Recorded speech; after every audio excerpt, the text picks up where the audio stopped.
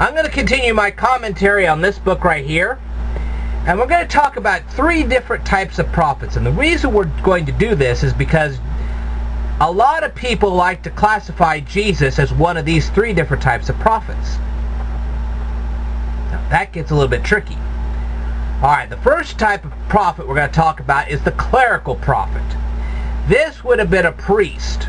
Okay? Now, if we're talking about Christian and Jewish priests, we'd be talking about people that would enter the Temple Mount, okay, and they would go in there, and they would receive a dream from God, and they would interpret that dream, and they would have visions from God, and they would interpret those visions, so on and so forth.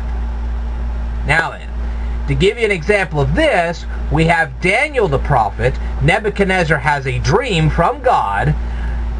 Nebuchadnezzar then gives that dream to Daniel, and then Daniel turns around and says, okay, this is the interpretation of that dream.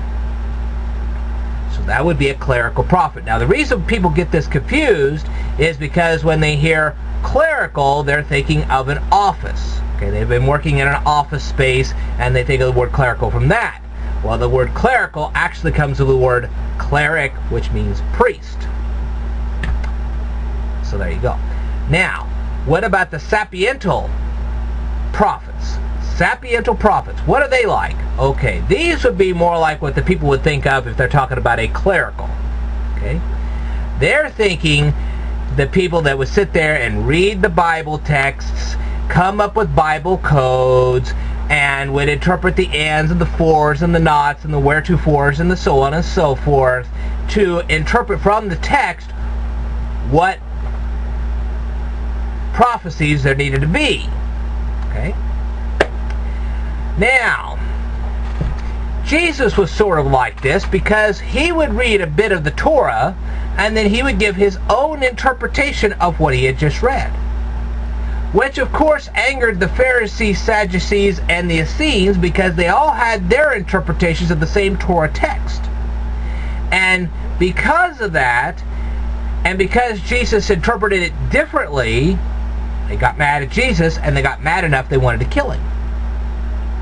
Of course, that wasn't their only reason. Now, when it came to the Roman Empire did not care about priests in a temple. Priests in a temple did not generate a revolt. They just did their normal functions. They weren't a bother to the Roman Empire.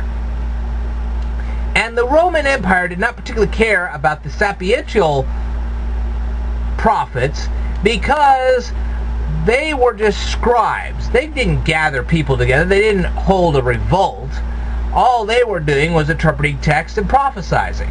Well, that wasn't hurting the Roman government any. Not really. Because unless there was some kind of revolt involved, it didn't bother them at all. Oh, let the guy prattle on. But there was a third type of a third type of prophet that did bother the Roman Empire. And it was called a popular prophet. Now, what is a popular prophet? Well, these were basically magicians. And what they would do is they would do some kind of an incantation, usually on a dare. Well, I dare you to show me the power of God. So what they would do is they come up with this incantation, and nobody could figure it out. And because they were able to do this incantation, they would gather followers. And then they would say, okay, we're going to lead a revolt against the Roman Empire because I hold the power of God, and how can the Roman Empire stop that? So then they go marching along with the weapons at hand because, after all, their leader was a magician. You see the problem there? Roman Empire considered that a threat. And so what they did was they got their soldiers together and they knocked down these idiots, basically. Now, a lot of people think that Jesus was a popular prophet because he did all these signs and wonders. They have to understand there was a great big difference between what Jesus was doing and what these popular prophets were doing. What was the difference? Jesus didn't do these miracles on demand.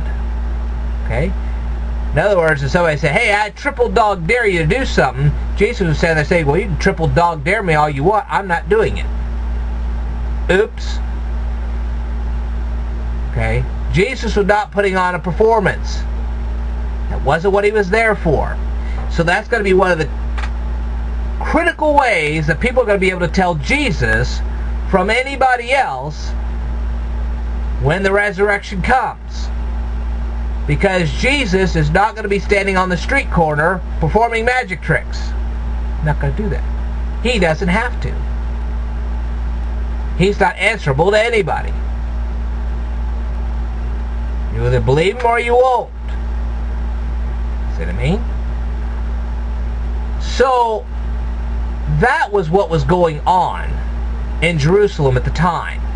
Now, granted, a lot of these popular prophets didn't pop up until after Jesus was crucified. But there were a few before he was crucified. It's just that their number increased afterwards.